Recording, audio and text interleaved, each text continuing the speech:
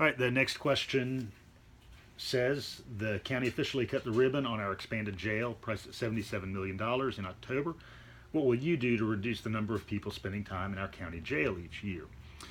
Well, fortunately, we were able to save a little bit of money underneath that initial $77 million budget, but the question remains very valid. How can we ensure that we're bringing down the recidivism rate from 11 jail visits on average to something substantially lower than that, so that the jail population isn't as large as it is today, but in fact is declining? Something very near and dear to my heart. By day, I work for Foothills Education Charter High School as an administrator, supporting the student services team.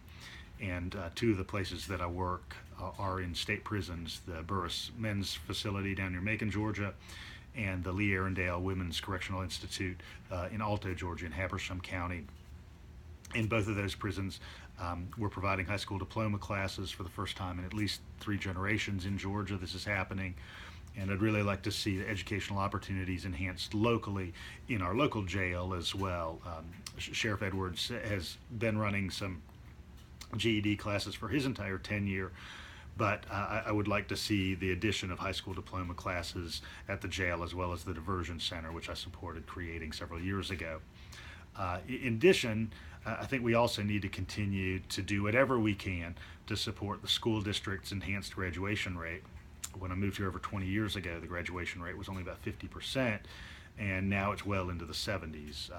When people are more educated, they're significantly less likely to commit the crimes that end them up in jail. In addition, an earlier question asked about the working class economy. Whatever we can do to improve the economy is also going to improve the situation vis-a-vis the jail, as employed people are less likely to commit crimes than those persons who are unemployed. On top of this, I have to give a lot of credit to our judiciary, who've created a number of accountability courts, from one designated for veterans to one set up for those with drug and alcohol related crimes. These are diversionary opportunities to keep people out of jail and to give them the therapeutic support necessary to make sure that they're not committing other crimes down the road. Finally, I will mention that I've long advocated for a criminal justice coordinating council. We spend well over half of our general fund operating budget on the criminal justice system every year. And I think even as a fiscal matter, we should be thinking, what can we do to ensure that we are not wasting funds by sending somebody to jail when there could be a non-jailing diversion that would be less costly. Similarly, we need to ask, how are all the linkages between various aspects of the criminal justice system operating? Between the police department and the prosecutors, between the prosecutors and the judges, between the judges and the sheriff. A couple of years ago, we implemented a new information exchange system so that we integrated the information technology around our criminal justice system locally.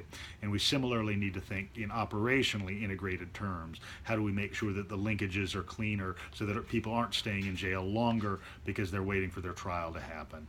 So all of these things are things that are in the hopper, and I'm looking forward to some real progress on this front in the years ahead.